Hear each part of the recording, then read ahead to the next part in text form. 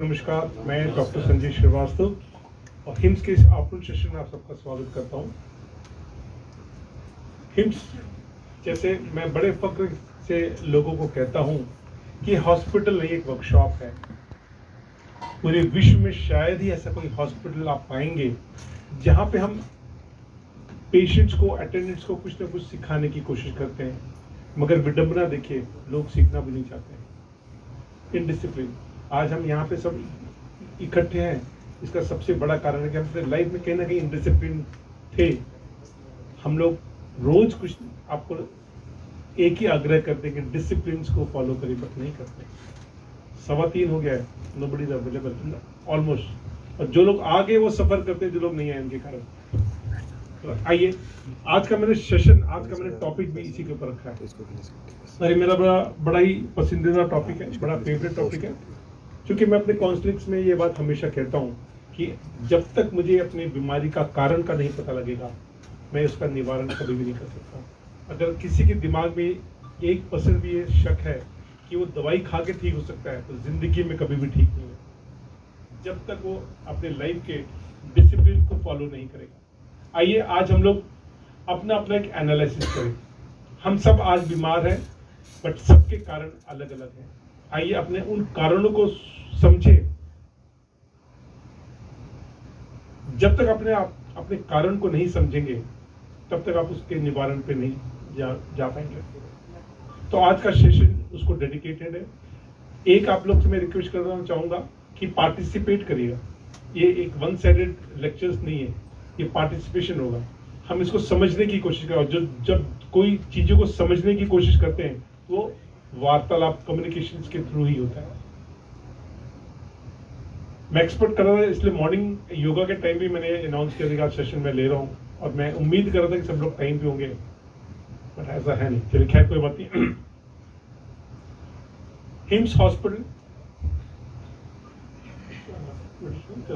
चलिए आप पहले आपका एक छोटा सा ट्रेलर दिखाते हैं, एक वीडियो देखिए में जा रही है, और फिर हम लोग जाने का संयंत्र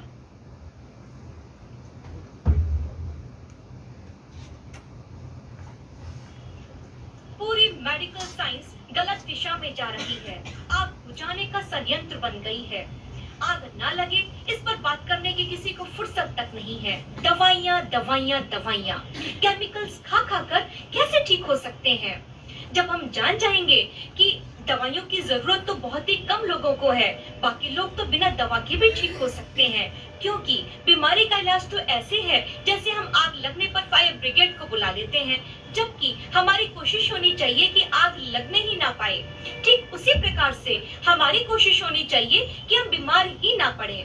इसके लिए हमें प्रीहैबिलिटेशन की तरफ जाना होगा, यानी हमें जाना होगा रिहैबिलिटेशन से प्रीहैबिलिटेशन की तरफ। प्रस्तुत वीडियो में चर्चा करी है इन्हीं सब बातों की, नोबेल प्राइज विनिंग साइंस की, जिससे हमें क्लू मिला कि हम बीमार क्यों पड़ते हैं, हम ऐसा क्या कर लें जिससे कि अब हम बीमार ना पड़े, या जो लोग अब बीमार हो चुके हैं वो अब ऐसा क्या कर लें कि फिर से वो स्वस्थ हो जाएं।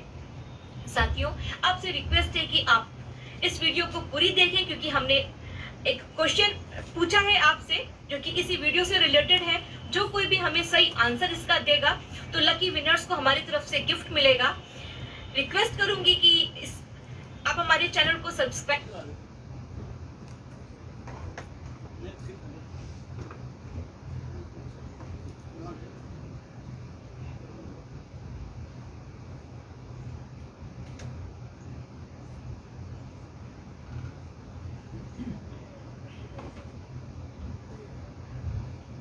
ग्रेट।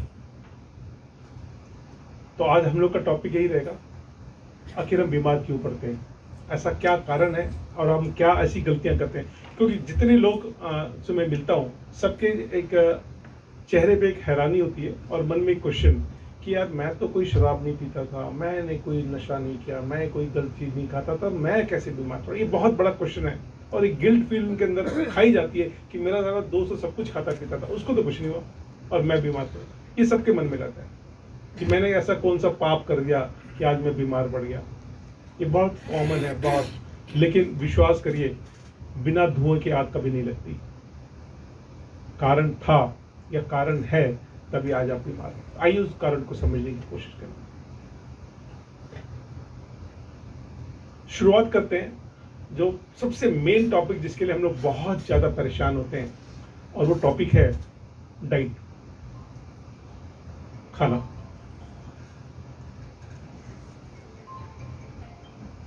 मेरा पहला प्रश्न है कि व्हाट इज डाइट? डाइट है क्या चीज? कौन बताएगा? और प्लीज अपने मोबाइल्स को साइलेंट मोड में डालिए। राइट, मैं डिस्टर्ब होता हूँ, आप होते नहीं तो मुझे मालूम नहीं, बट मैं अवश्य होता हूँ। प्लीज अपने अपने मोबाइल्स को साइलेंट मोड में डाल दीजिए, मजा नहीं आएगा फिर बात करने में। राइट, तो एनीबडी कोई बताना चाहेगा कि व्हाट इज डाइट? डाइट क्या होता है? प्लीज बताइए। मैंने एक बार सेमिनार में पढ़ा था DIE, dare I eat this? Right, Should I really eat this? This was sarcastic one, Right. But actual में हम डाइट को क्या समझते हैं? आखिर डाइट है क्या चीज? जो डाइट शब्द है ये बेसिकली फॉरेन का शब्द है। ये दो शब्दों से बना है, डा plus it. That means something which is taken after a gap of time is called diet, and इस प्रोसेस को डाइटिंग कहते हैं। हमारे हिंदुस्तान में, हमारे सनातन में हम इसको आहार के नाम से जानते हैं। आहार 5 होते हैं: शुद्ध जल, शुद्ध वायु, शुद्ध सूर्य की किरणें, शुद्ध सोच, और उसके बाद भोजन। एक्चुअल में ये आपका आहार है। अब दूसरा क्वेश्चन, आखिर हम भोजन खाते ही क्यों हैं? Anybody? Again A question, let's interact. जितने जल्दी जल्दी जवाब मिलता रहेगा तो जल्दी मैं आगे प्रोसीड करते जाऊंगा। मैं चाहता हूँ, बहुत कुछ है डिस्कस करने के लिए। राइट, ये यानी कि अगर हम भोजन नहीं करेंगे तो हमें ताकत नहीं मिलेगी। Anybody else? अगर हम भोजन नहीं करेंगे तो क्या होगा? ऊर्जा नहीं मिलेगी। यानी कि बड़े बड़े हॉस्पिटल्स में रेस्टोरेंट होना चाहिए इंस्टेड ऑफ फार्मेसी, है ना? वहाँ पेशेंट बहुत बीमार है तो फटाफट पनीर टिक्का जाना चाहिए, बंदी का ताकत आ जाती है। ऐसा है? अगर हम 3-4 दिन नहीं खाएंगे तो क्या हो जाएगा? इंजन चलाने के जैसे 12 जरूरी है, हमारे बॉडी को मेंटेन करने में भी जरूरी है 12। यही चल ठीक है। आपने से शोले पिक्चर किसने किसने देखा है? सबने देखा है, ग्रेट। उसमें एक सीन होता है कि ट्रेन चल रही होती है और अचानक डाकू अटैक करता है, जो ड्राइवर फटाफट कोयला डालता है। कारण तेज चला रहे हैं। यानी कि कोयले से ट्रेन तेज चलती है। नहीं, एग्जैक्टली, कोयले से स्टीम बनता है, राइट? यानी कि आग लगती है, आग से स्टीम बनता है, स्टीम से ट्रेन चलती है। यानी कि कोयला केवल हीट प्रोड्यूस करता है, दैट्स इट। आज भी ट्रेन चल रही है बट कोयले का इस्तेमाल नहीं होता। ठीक वैसे ही हमारे जीने के लिए एनर्जी की जरूरत है, भोजन की नहीं। ये जो 5 मैंने आपको तत्व बताए, शुद्ध जल, शुद्ध वायु, शुद्ध सूर्य की किरणें, शुद्ध सोच एंड भोजन, ये 5 हमारे आहार हैं। हम केवल एक के बारे में जानते हैं। जो ऋषि मुनि, जो तपस्वी हिमालय पहाड़ में रहते हैं, जहां पर किलोमीटर तक बर्फ ही बर्फ होता है, इतनी सी पत्ती नहीं होती, हरी पत्ती भी नहीं होती, उनकी उम्र 150 साल 200 साल होती है। और हमारे पास सब कुछ है, फिर भी 50 टच करते डग डग डग डग गाड़ी हिलती है कि अब मरे अब मरे अब मरे, चलता रहता है। कारण कभी सोचा इसके बारे में? हमारे समाज में जैनीज होते हैं जो 80-80 90-90 दिन तक एक बूंद का पानी, एक अन्न का दाना तक नहीं लेते और स्वस्थ रहते हैं, राइट? राइट, ठीक है, सही कह रहे हैं आप। एक कम्युनिटी है हमारे हिंदुस्तान में जिसको कहते हैं सन गीजिंग कम्युनिटी। वो कम्युनिटी केवल सूर्य की रोशनी को देख के जीवित रहती है, ना वो अन्न लेती है ना वो जल लेती है। इसका एक आपको उदाहरण देता हूँ। प्रहलाद ज्ञानी के नाम से, माता जी के नाम से, गुजरात में बहुत फेमस, जिन्होंने 90 साल की एज में अपने शरीर को त्यागा। नासा ने इसके ऊपर रिसर्च तक किया, इट्स अवेलेबल इन गूगल, पढ़िए। हमारे कुंभ के टाइम में जो साधु आते हैं, नागाज आते हैं, उनकी उम्र 100-150 साल होती है, राइट? उनके पास क्या होता है खाने के लिए? फ्रूट्स नहीं, वहां तो बर्फ ही बर्फ है किलोमीटर तक जहां वो तपस्या करते हैं, राइट? आइए इस डाइट को, इस आहार को समझने की कोशिश करें, आखिर ये क्या है। जैसे मैंने भी आपसे डिस्कस किया कि आहार, ये जो डाइट, ये हमें केवल एक एनर्जी प्रोवाइड करती है। ये एनर्जी हमें शुद्ध जल से भी मिलता है, शुद्ध वायु से भी मिलता है, शुद्ध स्रोत से भी मिलता है, सूर्य की किरणों से मिलता है और भोजन से मिलता है। लेकिन वो ऋषि मुनि जो हिमालय पहाड़ में, उनके पास भोजन के अलावा बाकी सब कुछ है, राइट? अब भोजन, जब हम भोजन को खाते हैं, उसको डाइजेस्ट करने के लिए हमें किस चीज की आवश्यकता होती है? प्राणवायु की। जैसे सपोज करें आपके पास मोबाइल है, आपने उसको 100% चार्ज कर लिया, अब जितने उसको आप यूज करेंगे, गूगल, व्हाट्सएप, यूट्यूब, जितना आप देखेंगे धीरे धीरे बैटरी डिस्चार्ज होगी। लेकिन अगर वो चार्जर से कनेक्ट है और आप उसको यूज भी नहीं कर रहे हैं, तो कितना बैटरी खत्म होगी? ना के बराबर। यही कारण है वो ऋषि मुनि जिनके पास भोजन के अलावा बाकी सब चीज है, वो अपने बॉडी को एनर्जाइज कर रहे हैं। और हमारे पास केवल भोजन है तो सब कुछ अवेलेबल, बट हम चारों को निगलेक्ट करके केवल भोजन के ऊपर तवज्जो देते हैं। और जब हम खाते हैं, जितना हम खाते हैं, हमारे प्राणवायु का ही इस्तेमाल होता है उसको डाइजेस्ट करने के लिए, और धीरे धीरे हमारी प्राणवायु मंद पड़ती चली जाती है। हमें मानते हैं कि हमारी सांसें गिनी चुनी आई हैं, तो जब सांसें गिनी चुनी आई हैं तो उसका वेस्ट हो रहा है, एक तरह से दुरुपयोग हो रहा है। जितनी बार हम खाते हैं और जब हम खाते हैं, उसी प्राणवायु का ही इस्तेमाल होता है। और यही कारण है कि हमारी उम्र कम होती चली गई। बड़ा आम था कि हम लोग कितने जून के लिए, मतलब कितने टाइम की रोटी मांगते थे ईश्वर से, और अब कितने बार खाते हैं? कम से कम 7 बार दिन में, मिनिमम 7 टाइम्स हम सारे दिन में खाते हैं। और फिर हम कहते हैं मैं बीमार पड़ गया। आइए इसको और अच्छी तरह से समझिए। आप में से महाभारत सीरियल पुराना डीडी वाला किसने देखा है? सबने देखा है। जब ये महाभारत सीरियल स्टार्ट होता है, एक ऐड आता है कि मैं समय, राइट? क्या डायरेक्टर के दिमाग में क्या आया था, उसने ये यहां से शुरू क्यों किया? इसके पीछे बहुत बड़ा कारण है। देखिए, हमारे जितने भी बड़े बुजुर्ग, जितने भी ज्ञानी लोग थे, उनके पास बहुत नॉलेज था। उन्होंने शॉर्ट पीसेस में उन्होंने हमें इंडिकेशन दिया, हमने उसको समझने की कोशिश नहीं की। ये जो पूरी सृष्टि है, ये पूरी प्रकृति है, ये एक अदृश्य घड़ी के साथ बंधी हुई है, जिसे बायोलॉजिकल क्लॉक या सर्कैडियन साइकिल कहते हैं। वो अदृश्य घड़ी जिससे पूरी सृष्टि बंधी हुई है। सारे तारामंडल, जितने भी कॉस्मोस की सारी एनर्जीज, जितने भी जीव जंतु उस सृष्टि के साथ एक डिसिप्लिन वे में चलते हैं। सूर्य अपने समय से उगना, समय पे अस्त होना, पक्षियों का सुबह अपने घोंसलों से निकलना और शाम को राइट टाइम पे अपने घोंसले में वापस आना। उसके घर में कोई बर्थडे पार्टी नहीं होती, उसके अंदर किसी की डेथ होती है तो कोई मॉर्निंग्स नहीं होते हैं, कोई शोक सभा नहीं चलती है। वो अपना सुबह निकलते हैं टाइम पे और शाम को टाइम पे आते हैं। उनको कोई रिलेटिव, कोई बर्थडे पार्टीज नहीं चलती है। इस पूरी सृष्टि में सारे जीव जंतु डिसिप्लिन वे में, एक्सेप्ट मनुष्य। इस सृष्टि ने 24 घंटे को हमारे शरीर में हर अंग के लिए 2-2 घंटे निर्धारित कर दिए। अगर हम उस सर्कैडियन साइकिल को अगर हम समझ जाएं और वो जो 2 घंटे जिस अंग के लिए दिया है, हम उसके अकॉर्डिंग अगर हम प्रकृति के साथ चलें, तो मजाल है, कोई कारण नहीं कि आप बीमार कभी पड़े। मगर हमें इसकी नॉलेज नहीं।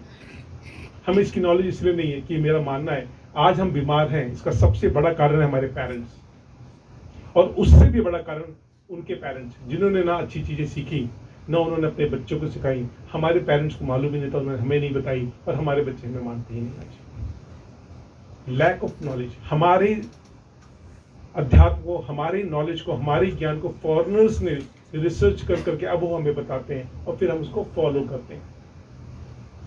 तो मैं कह रहा था कि हमारे शरीर में लगभग 11 ऑर्गन्स होते हैं। हर अंग को 2-2 घंटे का समय निर्धारित किया। आप में से ब्रह्म मुहूर्त के बारे में कौन कौन जानता है?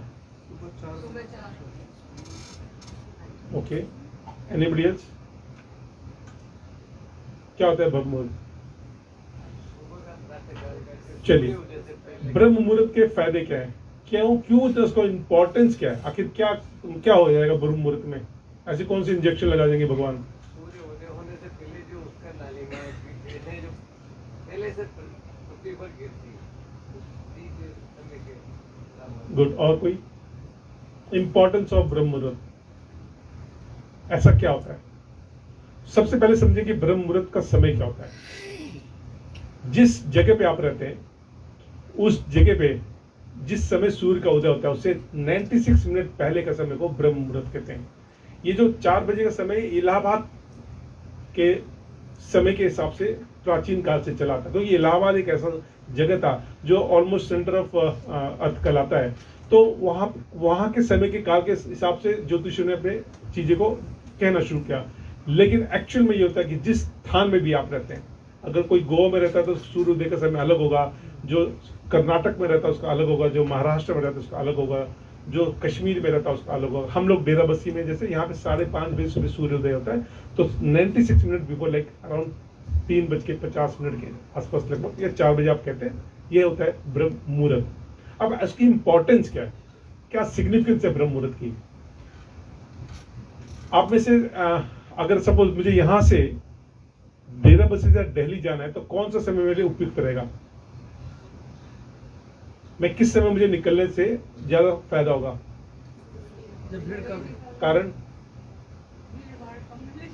एग्जैक्टली आपने देखा होगा कि जो लोग नेट चलाते हैं, मैक्सिमम जो नेट की स्पीड है रात को बहुत ज्यादा होती है। कारण एग्जैक्टली यही होता है ब्रह्म मुहूर्त में। ब्रह्म मुहूर्त का समय कॉस्मोस की सारी एनर्जीज, जिसे हम कहते हैं कि ईश्वर आपको कुछ देना चाहता है, वो अवेलेबल है, बट उसको लेने वाले बहुत कम लोग होते हैं। तो जो उस समय प्रकृति की नेचर के गोद में होता है उसको सब कुछ मिलता है। यानी कि मैं जब नेटवर्क में आ जाता हूं तो मेरा इंटरनेट कनेक्ट हो जाता है, वो घर के अंदर नहीं कनेक्ट होता। यही इंपॉर्टेंस है ब्रह्म मुहूर्त की। समझे मेरी बात? अगर आप ब्रह्म मुहूर्त में उठ भी जाते हैं और अगर रूम के अंदर ही रजाई गद्दे के अंदर लेटे तो कोई फायदा नहीं, आपको प्रकृति की गोद में आना पड़ेगा। जब आप नेचर की, आपको कुछ मत करिए, केवल आप अपने आप को अवेलेबल करिए, आपको वो सब कुछ मिलेगा जो आपने कभी इमेजिन नहीं किया। यह है शक्ति ब्रह्म मुहूर्त की। कॉस्मोस की इतनी सारी एनर्जीज होती हैं, आप उसको समझ भी नहीं पाएंगे। कहते हैं ईश्वर अल्लाह आपको कुछ देना चाहता है, आप लेने वाले बनिए, आपका कटोरा उल्टा होता है। तो जैसे मैं कह रहा था कि प्रकृति ने 2-2 घंटा हर अंग को दिया है, तो लगभग 3:30 से लेकर 5:30 बजे का समय हमारे लंग्स का और हमारे लीवर का होता है। आपने अनुभव किया होगा अपने जीवन काल में कि मैक्सिमम हार्ट अटैक और पैरालिटिक अटैक अर्ली मॉर्निंग होता है। मैक्सिमम हार्ट अटैक और पैरालिटिक अटैक अर्ली सुबह होता है। कारण हमारे 2 ऐसे अंग हैं जो प्रेसिडेंट और प्राइम मिनिस्टर हैं। जैसे प्रेसिडेंट प्राइम मिनिस्टर को किसी भी सेवा के लिए एप्लीकेशन नहीं देना पड़ता, स्वतः ही they are first citizen of this country. वैसे ही हमारे शरीर में ब्रेन और हार्ट 2 ऐसे अंग हैं जो इनवॉलंटरी काम करते हैं। उन्हें जो कुछ भी चाहिए वो शरीर से स्क्वीज कर लेते हैं, खींच लेते हैं। और हमें जिंदा रहने के लिए 2 चीज की आवश्यकता होती है, हवा और पानी। तो सुबह के समय हार्ट और ब्रेन अपने शरीर से हवा और पानी खींच लेती है अलग अलग अंगों से। तो जिस अंग से पानी खींच लिया उस अंग को वापस हवा और पानी देना बहुत जरूरी होता है। अगर उन अंगों के पास भी हवा पानी नहीं होता है, धीरे धीरे एक ऐसा समय आता है जब वो डिप्राइव्ड हो जाते हैं, सूख चुके होते हैं और हमें अटैक, क्योंकि हार्ट को भी नहीं मिलता फिर। यही कारण है कि कहा जाता है कि सुबह ब्रह्म मुहूर्त में उठिए, उष्ण पान करिए, यानी कि 1-2 गिलास जितना संभव हो आप पिए, पानी पीजिए और योग करिए, ब्रीदिंग एक्सरसाइजेस करिए। अगर आपने सुबह ब्रह्म मुहूर्त में ये 2 काम कर लिया तो सारे दिन आप कुछ मत खाइए, तब भी आप एनर्जाइज रहेंगे। आपको वो जो बॉडी का फ्यूल है वो मिल चुका होता है। बट अपने दिल पे हाथ रख के बोलिए, कितने लोग सुबह 5:30 बजे से पहले उठते हैं? क्या आप ये करते हैं? उठना अलग हो गया, पर क्या आप उष्णपान एंड श्वास लेते हैं? नहीं लेते, राइट? कभी कभी मेरे दिल में ख्याल आया, राइट। अब दूसरी बात, जो हम ब्रीदिंग या ब्रीथ लेते हैं वो भी हम 1/4 लेते हैं। अगर यानी कि 1 रुपए का केवल हम लोग 20 से 25% श्वास लेते हैं, बाकी लगभग 70 से 75% श्वास हमारा वेस्ट चला जाता है, क्योंकि हम डीप बेली ब्रीदिंग करते नहीं है। हम ये मानते हैं कि हमारा जीवन श्वासों से निर्धारित है, हमारे सांसें गिनी चुनी आई हैं, तो जो चीज गिनी चुनी आई है वो बहुत बहुमूल्य होता है, बहुत इंपॉर्टेंट होता है, उसको बहुत संभाल के इस्तेमाल करना होता है, बट हम उसको एब्रप्टली ऐसे ही वेस्ट कर देते हैं। हम डीप बेली ब्रीदिंग करते हैं, 1 मिनट में हम इन जनरल 18 से 20 बार ब्रीद लेते हैं। जब हम डीप बेली ब्रीदिंग करते हैं वो रिड्यूस होते होते 8 से 4 बार, जिस टाइम वो 8 से या 4 बार आ गया, आपकी जिंदगी के स्वस्थ 25 से 30 साल जुड़ जाते हैं आपके साथ।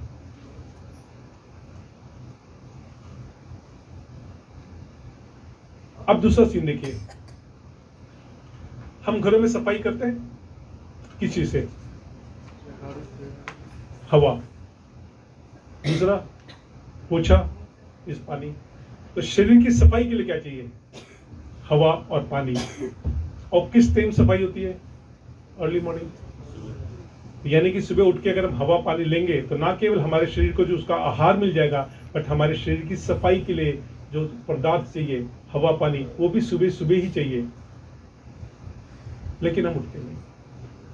अब होता क्या है, सुबह लगभग 5 साढ़े 5 बजे के समय हमारे जो लास्ट इंटेस्टाइन का पोस्ट रेक्टम, उसमें मल आके रुकता है और ब्रेन कहता है कि इसको रिलीज करना है। हम कहते नहीं, आज मौसम बहुत अच्छा है, आज सोते हैं, आज काम पे नहीं जाना, आज मूड नहीं है। तो जब हम ये ब्रेन को मैसेज देते कि आई एम नॉट रेडी, तो ब्रेन कहता है मेरा सामान वापस कर दो। ये जो मल होता है वो गीला होता है, तो जब वो लार्ज इंटेस्टाइन में वापस जाता है, लार्ज इंटेस्टाइन का काम है पानी को और सोख लेना। तो जब मल में से पानी और सोख लिया, वो पत्थर बन जाता है। अब गुफा के आगे पत्थर, इनपुट है, आउटपुट गायब। अब घर में नाली है, ब्लॉक हो गई है, तो उसकी सफाई के लिए क्या करना पड़ता है? पानी। बाहर जितना मर्जी डाल दीजिए, डालना तो पानी पड़ता है ना। तो उसकी सफाई के लिए क्या चाहिए? सुबह सुबह पानी, बट हम वो देते नहीं, राइट। घर में देखिए, रोटी 2-3 दिन तक अगर अनअटेंडेड पड़ी रहे, बासी हो जाती है, उसमें से क्या आता है? बदबू, दैट इज गैस। तो पहला स्टेप हमारी बीमारी का, वो जो मल अंदर सड़ रहा है, वो गैस बनाना शुरू करता है। अगर हमने उसके बावजूद भी उसका निवारण नहीं किया, तो जैसे रोटी 4-5 दिन के बाद गीली हो जाती है, उसमें से रस निकलता है, पानी निकलता है, वैसे मल में से एक रस निकलता है और वो ब्लड के थ्रू पूरे अंगों में ट्रेवल करता है, और फिर हमें अलग अलग नाम की बीमारियां होती हैं, डायबिटीज, हार्ट की प्रॉब्लम वगैरह, जो भी नाम दे दीजिए। बट एक्चुअल में प्रॉब्लम क्या है? आपने अपने पेट की सफाई नहीं की, और वो सुबह सुबह करना होता है लगभग 5 से साढ़े 5 बजे। और पेट की सफाई के लिए क्या चाहिए? हवा और पानी। तो हमारा पहला जो बीमारी का, जिसे लाइफस्टाइल डिसऑर्डर कहते हैं, यहां से स्टार्ट होता है। समझे मेरी बात? एक चीज जीवन में है, हमेशा समझ लीजिए, हम लोग का तवज्जो, हम लोग का जो जोर होता है हमेशा खाने के ऊपर होता है कि क्या खा के ठीक हो जाएं। लेकिन प्रकृति का नियम है ना खाना। ना खाने से डिटॉक्स होता है बॉडी, खा के कभी भी डिटॉक्स नहीं होता।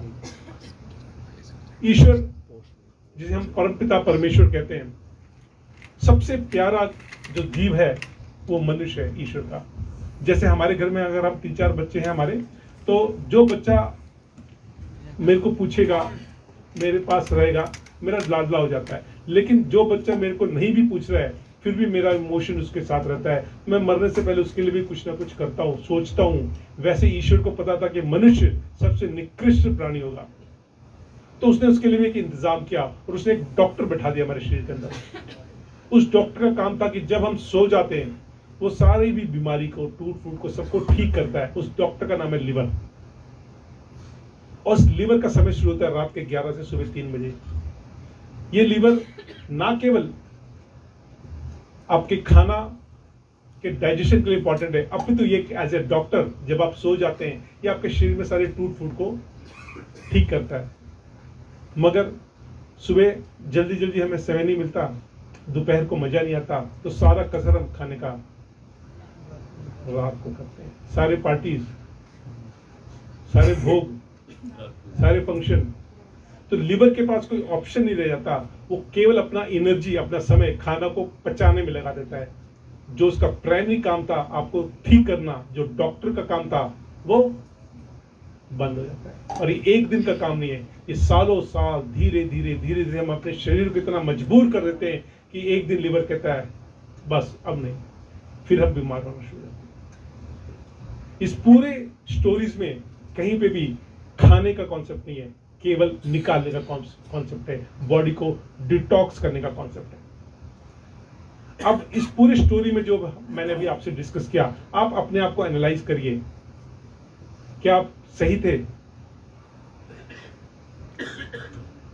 जो हमें बता दिया जाता है कि जेनेटिक डिसऑर्डर्स, आपने फलाना दवाई खा लिया बीमार हो गए, आपने फलाना, ये केवल कॉक एंड बुल स्टोरीज है। वो एग्रीवेट कर सकते हैं, वो आग में घी का काम अवश्य कर रहा, लेकिन अगर आप सही रहते, अगर आपकी बॉडी, अगर आप डिसिप्लिन रहते, कोई भी बाहरी चीज आपको बीमार नहीं कर सकती, जब तक उसके लिए फेवरेबल कंडीशंस आपने नहीं तैयार की।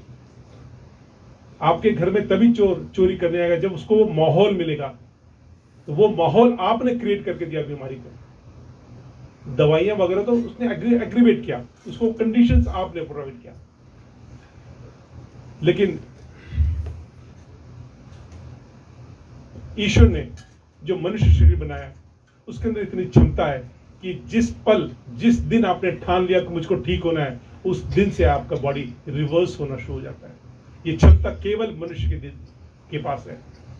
जिस दिन आपने डिसाइड कर लिया कि मुझको ठीक होना और आपने डिसिप्लिन को फॉलो करना शुरू कर दिया, आप ठीक होना शुरू हो जाते हैं। सपोज करिए आप एक कॉलेज के प्रिंसिपल हैं, राइट, और आपके कॉलेज में 1000 बच्चे पढ़ते हैं, राइट, और आपके कॉलेज का कुछ रूल्स है, कुछ डिसिप्लिन है।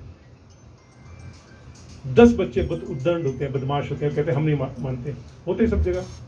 उन 10 बच्चों को आप आइडेंटिफाई करते हैं और एक प्यार से समझाते हैं, वो नहीं समझते। इस सेकंड बार चांस में आप उनको वार्न करते हैं, वो नहीं समझते। तीसरी बार आप कहते हैं पेरेंट्स को लेकर आओ, आप सजा देते हैं, उसके बावजूद भी वो नहीं मानते, तो आप उनको रस्टिकेट कर देते हैं, राइट, क्योंकि आपके रूल्स को फॉलो नहीं कर रहे थे। लेकिन इन 10 में से 5 बच्चे अपनी गलती का एहसास करते हैं और वो आपसे पैर छू के माफी मांगते हैं, आप उनको वापस ले लेते हैं। ठीक प्रकृति भी वैसे ही करती है। इस पूरे सृष्टि का एक नियम है और सारे जीव जंतु उस नियम को फॉलो करते हैं। हम उन 10 बच्चों में से एक हैं। जब उस इनडिसिप्लिन को तोड़ते हैं तो प्रकृति थोड़ा सा एक गैस बना के देती है, हमको गैस फक्की खा लो, राइट, फिर वो एक और बीमारी देती है आपको, एक और इशारा करती है, हम नहीं समझते। हम फिर जाके डॉक्टर के पास इंजेक्शन लगवा लेते हैं। उसके बाद वो एक बीमारी देती है आपको, हम फिर भी नहीं समझते। फिर टॉप फ्लोर, यह है मौत का कारण। आपको इनफ टाइम मिलता है, कोई भी बड़ी बीमारी से पहले आपको इंडिकेशंस देती है शरीर, आपको इशारे करती है। जो बुखार है, जो वॉमिटिंग है, जो लूज मोशंस है, ये मित्र दोष कहलाते हैं, यानी कि आपके शरीर के दोस्त हैं, दुश्मन नहीं।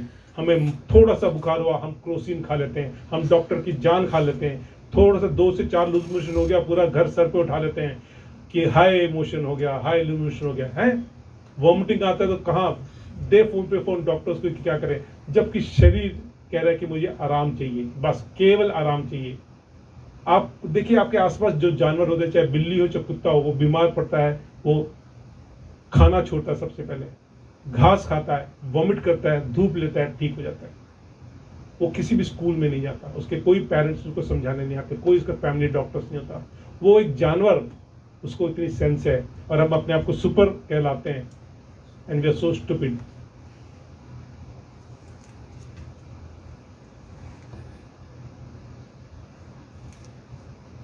आइए, एक बड़ा फेवरेट टॉपिक है जिसको लोग डिस्कस करने से डरते हैं और लोग सुनना भी नहीं पसंद करते हैं, बट मेरा फेवरेट है, और वो है व्हाई डू आई डाई, मैं क्यों मरूंगा। या मेरी मौत कैसे होनी चाहिए। हम सब ने मरना है, आपने भी मरना है, मैंने भी मरना है। बट मौत कैसी होनी चाहिए, बड़ा डिफरेंट टॉपिक है और लोगों को बड़ा अजीब लगेगा मेरी बात।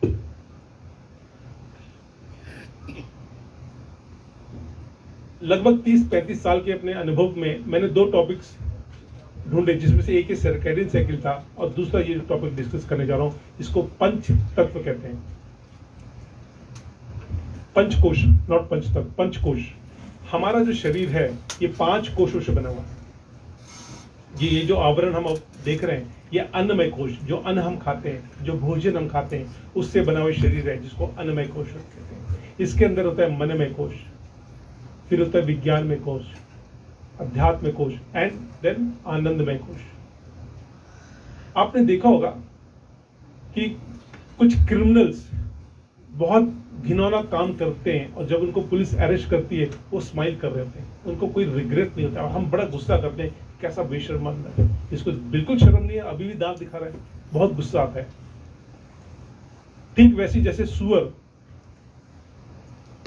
उसको पकड़िए, नहलाइए, धुलाइए और गंगा जल छिड़क दीजिए, तब भी उसने जाना नाली में ही है, राइट? ऐसा क्यों? देखिए, जो कुछ भी हम करते हैं, हम कोई भी काम करते हैं, हमारे शरीर, हमारे ब्रेन में रादर एक कॉन्शियस माइंड होता है, एक सब कॉन्शियस माइंड होता है और इसके बीच में होता है क्रिटिकल ब्रेन। हम कोई भी काम अगर करने जाते हैं, सबसे पहले वो कॉन्शियस माइंड क्रिटिकल ब्रेन के पास जाता है। क्रिटिकल ब्रेन उसको एनालाइज करता है कि सही है नहीं, अगर सही नहीं है तो उसको रिजेक्ट करता है, जो सही है उसको सब कॉन्शियस ब्रेन में डालता है। जैसे मैंने बचपन में साइकिल चलाना सीखा, अब अगर मुझको रात को भी कोई झकझोर के उठा के साइकिल चलाना, मैं 1 सेकंड में चलाना शुरू कर दूं, मुझे प्रैक्टिस की जरूरत नहीं है, बिकॉज मेरे सबकॉन्शियस माइंड में ऑलरेडी रजिस्टर्ड है। सपोज करिए आपका कोई मित्र है और वो आपको कहता है स्मोक करो, आप उसको रिजेक्ट करते हैं, आपके क्रिटिकल ब्रेन ने कहा कि नहीं, this is not good for me, but फिर से वो दोस्त आता है, फिर से आपको आग्रह करता है, फिर आपको रिजेक्ट करता है, लेकिन 2 से 3 से 4 बार ये मेरे साथ ये प्रोसेस होता है तो मेरा क्रिटिकल ब्रेन उसको आगे फॉरवर्ड कर देता है, राइट? तो किसी भी अभ्यास को, किसी भी चीज को, किसी भी आदत को जब आप बार बार करते हैं तो आपका स्वभाव बनता चला जाता है। चलिए इसके बीच में एक टॉपिक पूछता हूं, शिवाजी तो खो गए, देखो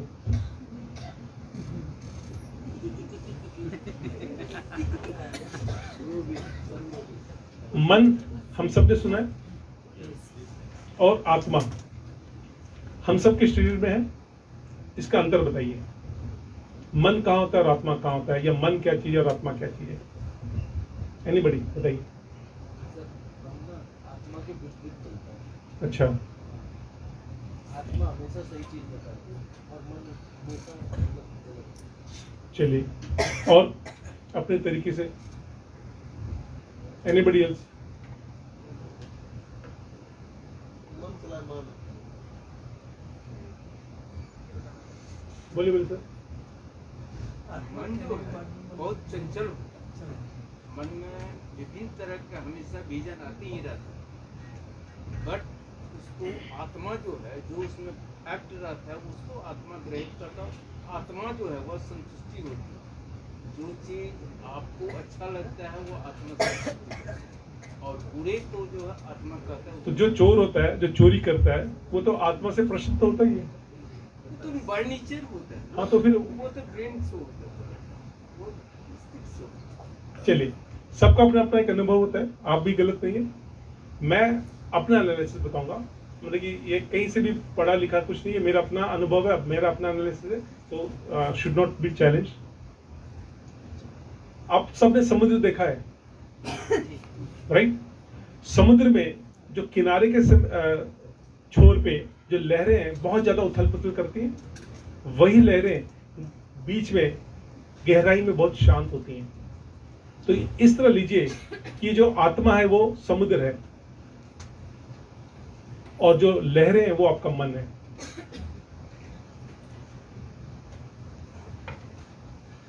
जब आपका अध्यात्म, जब आपका ज्ञान बहुत थोथला, बहुत कमजोर होता है, वो बहुत ज्यादा फड़कता है, विचलित रहता है। और जितना आपका अध्यात्म, आपका नॉलेज आपके अंदर आता जाता है, वो मन संतुष्ट होता है और आत्मा उतना गहराई में जाता है। यही कारण है कि अध्यात्म, एजुकेशन की बात नहीं है, अध्यात्म, नॉलेज इज सुप्रीम कहा जाता है। तो अब शुरू करते हैं अन्नमय कोश, मनमय कोश, विज्ञानमय कोश एंड आनंदमय कोश।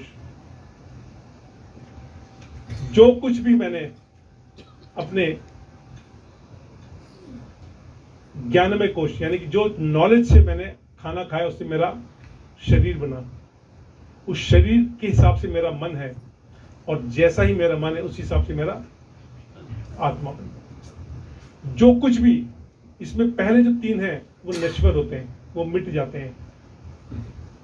जैसे हमारे मोबाइल में चिप्स होता है, राइट? तो जो कुछ भी आपका मोबाइल का डाटा वो आपके चिप में आके रजिस्टर हो जाता है। वैसे जो कुछ मैं अपने जीवन में करता हूँ वो मेरे आनंदमय कोश में आके रजिस्टर हो जाता है। जो चीज मेरे आनंदमय कोश में, यानी कि जिस चीज को मैं करते हुए एंजॉय कर रहा हूँ, जिस चीज को करते हुए मुझे खुशी मिलती है, वो मेरे आनंदमय कोश में आके रजिस्टर होता है, और उसके बेसिस पे ही मुझे अगला जन्म मिलता है। समझिए मेरी बात, कि मेरा जो कर्म है वो उसको मैं एंजॉय कर रहा हूं, और उसके बेसिस पे मुझे अगला जन्म मिलता है। जो आनंद में, जिसे कहते हैं सत्य चित्त आनंद, यानी कि जिस चीज को आपने सत्य माना, वो आपका चित्त उसमें कंफर्टेबल है, वही आपके आनंद में कोश में रजिस्टर होता है। देखिए, मौत के 2 कारण होते हैं। मैं बचपन में बहुत इस टॉपिक को लेकर उलझता था कि बड़े हाईली इंटेलेक्चुअल लोग बड़े अर्ली स्टेज में मर जाते हैं। Vivekananda, Shankaracharya, Ramanujan, great mathematician, very early age, very early age. जितने भी इंटेलेक्चुअल, हाईली इंटेलेक्चुअल लोग बड़े अर्ली एज में मर जाते थे, और हम सोचते थे कि काश ये कुछ दिन और रहते भारत के लिए तो बहुत कुछ हो जाता। बट ऐसा क्यों है कि उनकी डेथ अर्ली हो जाती है? जब हम पैदा होते हैं, हमारे आत्मा और हमारे शरीर में एक बैलेंस होता है। जैसे जैसे हम बड़े होते जाते हैं, इनका बैलेंस अपने आप बरकरार रहता है। जिस स्थिति में आपका आत्मा बहुत ज्यादा समृद्ध हो जाए कि शरीर उसका वजन ना ले पाए, वो आत्मा रिलीज हो जाती है, क्योंकि उनका बैलेंस डिस्टर्ब हो गया। दूसरा कारण होता है कि आपका शरीर छोटा पड़ गया, either बिकॉज ऑफ एक्सीडेंट, और या बीमारी के कारण आपका शरीर कमजोर पड़ गया, आत्मा उसको संभाल नहीं पाई, तो आत्मा रिलीज हो जाती है। केवल 2 कारण। इसलिए मैं कहता हूं, मरना सबको है, मरना आपको भी है, मरना मुझको भी है, लेकिन स्वस्थ मरिए, बीमारों के लिए।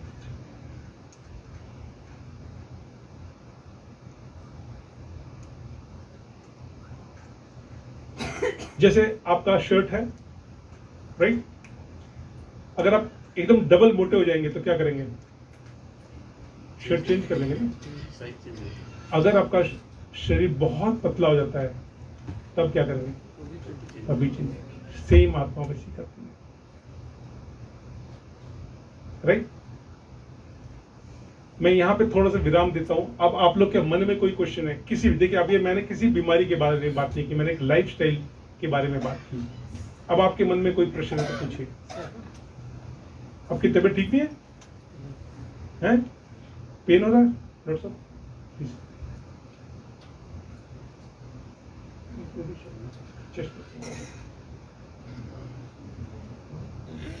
हाँ जी, पूछिए प्लीज। सर, मेरा क्वेश्चन था सर कि आत्मा जो है वो शरीर में, अगर शरीर स्वस्थ है तो आत्मा उसमें रहेगी या जाएगी? बिल्कुल रहेगी। तब तक रहेगी जब तक वो शरीर स्वस्थ रहता है। बिल्कुल। इच्छा मृत्यु आपने सुना है? भीष्म को जानते थे आप? भीष्म पितामह को जानते थे? आखिर ऐसा क्या कारण था कि उन्होंने अपने शक्ति से अपने उम्र को बांध के रखा था? मैं आपको, चलो भीष्म पितामह को मारो गोली। मैं यूपी से हूं, और यूपी में एक जगह जिसका नाम है देवरिया। देवरिया में एक बाबा थे जिनका नाम था देवराहा बाबा। कितने लोग ने सुना है? आप गूगल करिए, उनकी मिनिमम एज 1000 साल बताई जाती है। मिनिमम एज 1000 साल बताई जाती है। मेरे ग्रैंडफादर ने उनको देखा था और बताया था कि उनके ग्रैंडफादर ने उनके दर्शन किए थे और वो पानी के ऊपर चलते थे, 6 महीने पानी के अंदर रहते थे और वो एक अन्न का दाना भी नहीं खाते थे। यह है शक्ति योग की।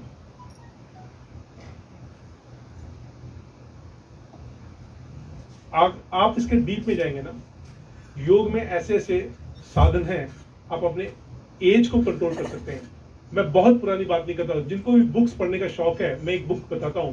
उस बुक का किताब का नाम है a monk who sold his Ferrari. किसने सुना है नाम? आपने पढ़ा है? चलिए मैं थोड़ा सा संक्षिप्त में बताता हूं जिन लोगों ने नहीं पढ़ा है। बुक्स का नाम दोबारा बोले ए monk who sold his Ferrari, एक मॉन्क जिसने अपनी फरारी बेच दी। ये लगभग 90 के दशक का एक किताब है by an American. Sold a monk sold his Ferrari, या a monk who sold his Ferrari. Ferrari एक प्रीमियम ब्रांड ऑफ कार था और करोड़ों रुपए का वो कार होता है, और 90 के दशक में वो करोड़ रुपए का कार, और वो कार की कंपनी सेलेक्ट करती कि मैंने, जैसे 100 लोग अप्लाई करते हैं लेने के, तो वो कार वाले डिसाइड करते मैं इसको देना है कि नहीं देना है। इतनी प्रीमियम कार। उस व्यक्ति, वो 35 से 40 साल का एक एडवोकेट था अमेरिका का, उसने अपने 35 से 40 साल के एज में इतना पैसा कमा लिया था, इतना पैसा कमा लिया था कि वो एक स्टेज में आके बोर हो गया। उसके बाद जीवन जीने के लिए कारण नहीं बचा था। वो कहता है अगर मैं आज कमाना बंद कर दूं और दोनों हाथ से पैसा लुटाऊं तो मेरे 10 पुश्त बैठ के खा सकती है। और ये ओरिजिनल स्टोरी है। देखिए मैं ये कहता हूं कि जो फॉरेनर लिखते हैं ना, हमको बहुत विश्वास होता है। और इस कहानी की ब्यूटी देखिएगा, उसके पास जीवन जीने के लिए कोई रीजन नहीं बचा। उसने अपने फरारी को बेच के, यानी कि सब कुछ वहां पे त्याग के भारत आ गया। और भारत आने के बाद उसको मालूम नहीं था जाना कहाँ है, तो हिमालय की तरफ चलता चला गया अंधाधुंध, विदाउट नॉलेज।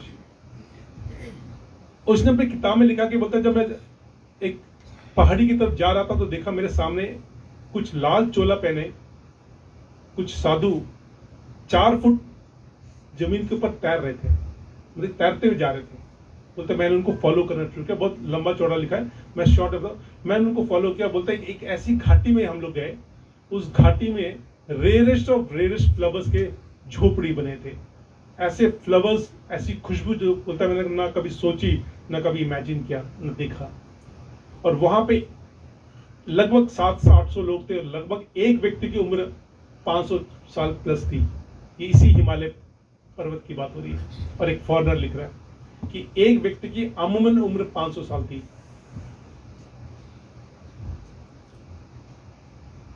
बहुत कुछ है आपके इस धरती में, और स्पेशली हमारे हिंदुस्तान में। ये शक्ति है योग की। जो देवराव बाबा जिनकी मैंने बात बताया, वो एक हठ योग करते थे। और हमारे शरीर के अंदर वो एक, मैं बहुत ज्यादा डिस्क्रिप्टिव नहीं बताऊंगा क्योंकि लोग उसको कॉपी करने की कोशिश करेंगे, और पॉसिबल भी नहीं कॉपी करना।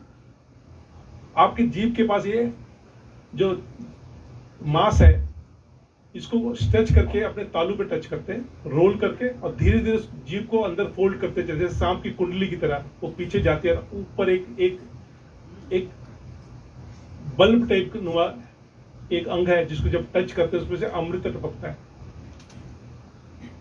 और जब वो अमृत टपकना शुरू होता है उस टाइम आपकी उम्र रुक जाती है। आपको ना भूख लगती है, ना आपको प्यास लगती है, ना आपको मौसम का पता चलता है, ना कोई जानवर आपको टच कर सकता है, चाहे शेर हो चाहे कुछ भी हो। आपके शरीर से ऐसी आभा निकलती है, ऐसी खुशबू निकलती है, आप जब चाहे जो चाहे आपके सामने प्रस्तुत हो जाती है।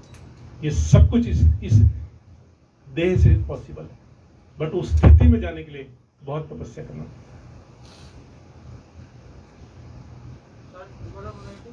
जी पढ़न क्या चीज?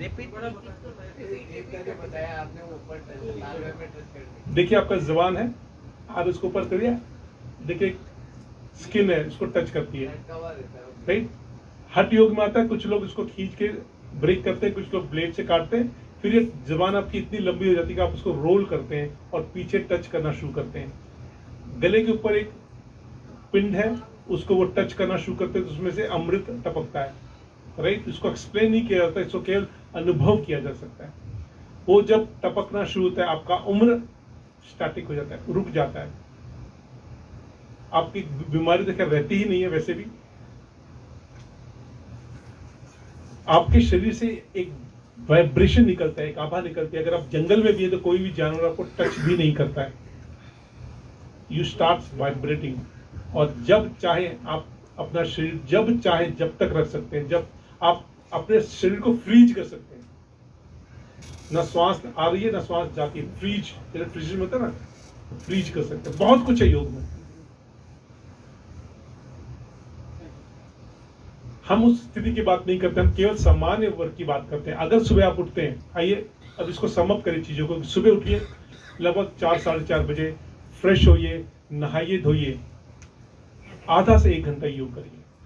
योग करने से पहले 1-2 गिलास पानी पीजिए। जैसे हम कहते हैं आधा घंटा हरे घास पे चलिए, ठीक है। इसके बाद आधा 1 घंटा योग करिए, फ्रूट से स्टार्ट करिए अपना फलाहार, राइट। अल्पाहार लीजिए, यानी कि मिनिमम खाने की कोशिश करिए। जितना कम खाएंगे उतना गम खाएंगे, उतना लंबा उम्र रहेगा, राइट। रात का भोजन ना के बराबर करिए, इतना पतला खाइए कि लीवर को काम ही ना मिले और ब्रेन को मैसेज रहेगा हाँ मैंने खा लिया। देखिए आपका पूरा लाइफ एकदम सेटल होना शुरू हो जाता है। हर टाइम हम केवल क्या खाएं क्या ना खाएं, थोड़ा सा बीमार पड़े ले डॉक्टर को, डॉक्टर क्या खाएं, यही चलता है। उपवास का अभ्यास करिए। उपवास और व्रत में क्या फर्क है, कौन बताएगा मुझे? लास्ट 5 मिनट्स, उपवास और व्रत में क्या फर्क है? इंटरेक्ट करिए। मैं पहले कहा था मजा नहीं आएगा, फिर एक ही व्यक्ति बोलता रहेगा। नवरात्रों में व्रत रखते हैं, उपवास। अच्छा, वैसे अगर आप रख रहे हैं, कोई मंगलवार का रखता है, कुछ ऐसा कुछ रिलीजियस पुराना टाइम का लग रहा है उपवास मतलब मैं आपको बताता हूँ। बेसिकली उपवास का एक पथ ब्रह्म रूप है व्रत। व्रत में हमको ये टेंशन होती है कि आज मुझे कुछ नहीं खाना है, मैं सामान्य दिन से बहुत ज्यादा खा लेता हूं। होटलों में आजकल व्रत की थालियां मिलने लगी हैं, जबकि उपवास का मतलब होता है एक संयम, एक डिसिप्लिन में वो सारा दिन बिताना, चिंतन करना और ना के बराबर खाना। यह फर्क है। देखिए हम सबके बॉडी के अंदर कैंसर सेल होते हैं। ऐसा कोई भी व्यक्ति नहीं जिसकी बॉडी में कैंसर सेल नहीं है। बट फिर कुछ लोगों को कैंसर क्यों हो जाता है? हम सबके अंदर कैंसर सेल है, तो कुछ व्यक्ति के अंदर कैंसर सेल क्यों हो जाता है? इसका कारण बताता हूं।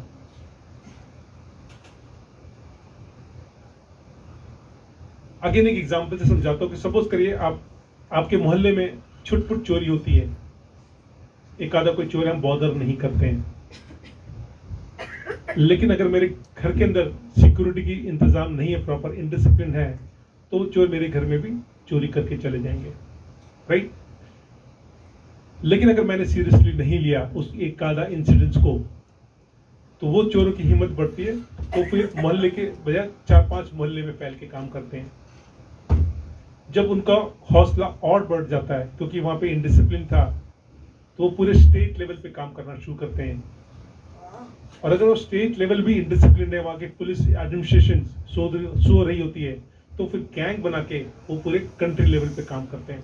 ठीक वैसे ही हमारे शरीर के अंदर होता है। अगर हम जिस डिसिप्लिन की मैं अभी बात कर रहा था, सार्केडियन साइकिल या जो भी लाइफ, जब हमारे लाइफ में इंडिसिप्लिन आता है, तो ये छोटे कैंसर सेल्स हैं, ये इकट्ठा होना शुरू होते हैं, और जिस अंग में इकट्ठा हो गए वो अंग कैंसर पीड़ित हो जाता है। Again indiscipline is a reason for cancer.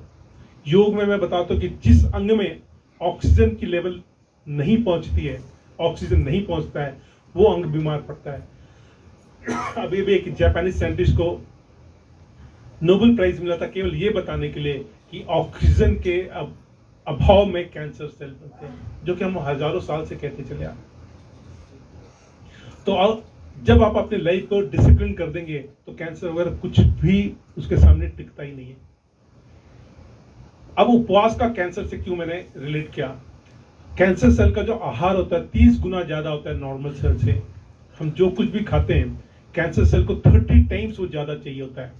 Suppose India और पाकिस्तान में युद्ध हो और तो इंडियन आर्मी पाकिस्तान आर्मी की सप्लाई चेन को तुरंत बंद कर देगी कि उनको खाना राशन ना मिले, कितने दिन तक भूखे लड़ाई करेंगे, चाहे कितना बड़ा भी एटम बम क्यों ना हो, वो मर जाएंगे। ठीक वैसे ही कैंसर सेल का भी इलाज होता है। जब आप उपवास करते हैं, आप उनको भूखा मार देते हैं। रेडियोथेरेपी कीमोथेरेपी में क्या होता है, हम भी मारते हैं उसमें, लेकिन उसमें हेल्दी सेल्स भी मरते हैं। आज तक कैंसर से लोग नहीं मरते हैं, ट्रीटमेंट से मरते हैं, राइट। तो जब आप उपवास करते हैं, आप कुछ भी नहीं खाते हैं, तो आपके कैंसर सेल धीरे धीरे मरना शुरू होते हैं और हेल्दी सेल बढ़ना शुरू हो जाते हैं। और यही कैंसर को खत्म करने का एकमात्र तरीका है, उपवास। अगर आप बीमार हैं तो आप उपवास करिए, अगर आप बीमार नहीं हैं तो आप उपवास करिए, आप बीमार नहीं पड़ेंगे। जिनको कैंसर है वो कितना दिन उपवास करें? हर एक दिन छोड़ के कर ले। देखिए, उपवास का तरीका मैं आपको बताता हूं। अगर हमें अभ्यास नहीं तो पहले इंटरमिटेंट फास्टिंग करिए, यानी कि 24 घंटे को 3 पहर में बांटिए, सुबह दोपहर शाम, तो 8 घंटा 8 घंटा 8 घंटा, यानी कि कुछ खाया तो फिर अगला आहार आपका 8 घंटे के बाद ही मुंह खुलना चाहिए। ये नहीं बकर बकर बकर खाते चले गए, आपने कुछ खाया 8 घंटे के बाद फिर 8 घंटे के बाद कुछ, राइट। तो एक ही डिसिप्लिन पहले लाइए, महीना 2 महीना 3 महीना जितना समय लगे। उसके बाद फिर एक सुबह दोपहर शाम का गैप, फिर उसको अभ्यास करिए महीना 2 महीना, फिर एक दिन केवल एक टाइम खाइए, 2 टाइम का गैप कर दीजिए, तब आपका 16 घंटे का गैप हो जाता है। और फिर एक ऐसा दिन आएगा जब आप बहुत कंफर्टेबल हो जाएंगे, फिर पूरा दिन कुछ नहीं खाना, वो आपका पहला दिन है उपवास का। यहां से आपका एक्चुअल में डिटॉक्स स्टार्ट होता है। अभी तो आपने केवल प्रैक्टिस की थी।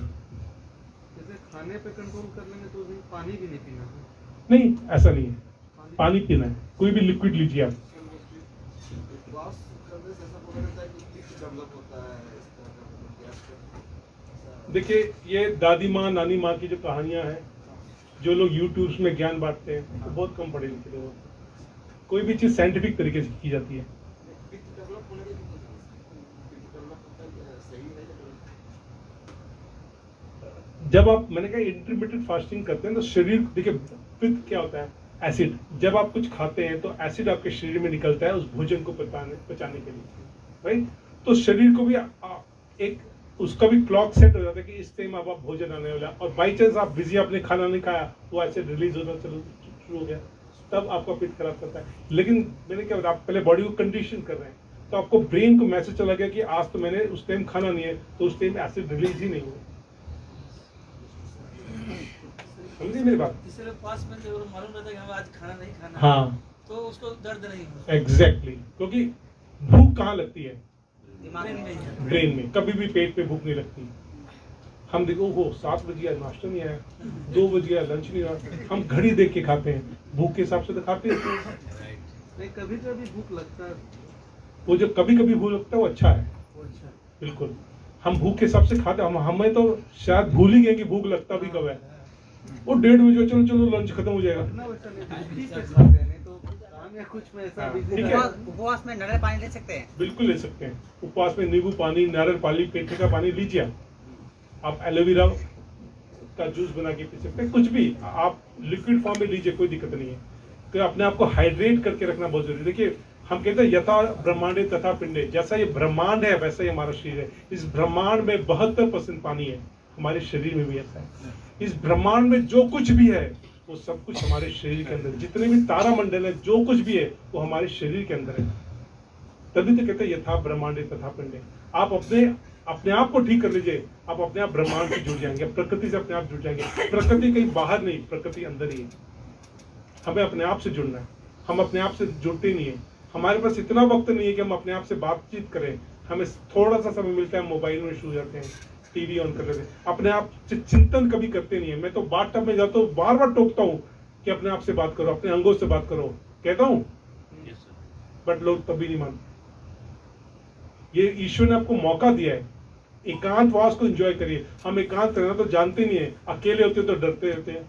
हमें कोई ना कोई साथ चाहिए, कोई बात करना चाहिए, कोई मोबाइल चाहिए, कुछ ना कुछ दिमाग को हमेशा चलाते रहना चाहिए। एकांतवास को एंजॉय करिए, अपने आप से बात करिए, अपने अंदर झांकिए। देखिए, योग के टाइम में मैं योग निद्रा कराता हूँ, अच्छा लगता है। वो जो टाइम है जब आप अपने लिए, वो केवल एक टाइम था जब आपने केवल अपने लिए सोचा था। आप बताइए अपने जीवन में कब आपने ऐसा किया?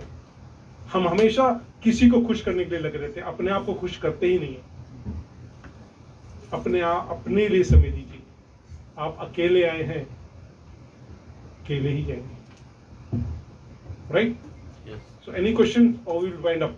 सर जैसे ब्रह्म मुहूर्त में बोले कि प्रकृति में आना चाहिए, तो छत पे सोने से 5-10% उसका कुछ लाभ मिलेगा? बिल्कुल मिलता है, बिल्कुल मिलता है, मान लीजिए रूम में ना सो के छत पे बिल्कुल। सोते हैं, हम खुला में। पहले तो हम लोग छत में ही सोते थे, अच्छा। गांव में नीचे बिछा के सोते थे, खटिया में सोते थे, पेड़ के आसपास ही सोते थे। तब तो ऊपर में सोते होता कहाँ, तब तो इतना कमरे नहीं होते, झोपड़ी हुआ करती थी। हाँ। तो बड़े बुजुर्ग अंदर, बच्चे बाहर। ये जो हमने इंटरमीडिएट फास्टिंग का किया, मान लीजिए हमने बीच में लंच स्किप किया, मॉर्निंग लिया, रात को कुछ हल्का लिया, तो बीच में उसमें लिक्विड के अलावा कुछ फ्रूट्स भी ले सकते हैं, कुछ ऐसा भी है?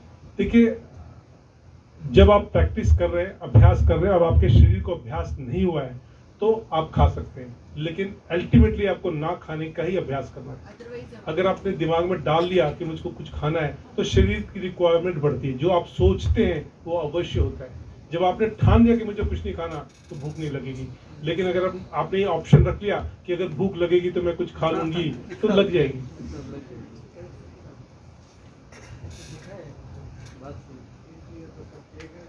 राइट? चलिए, थैंक यू आज के सेशन में।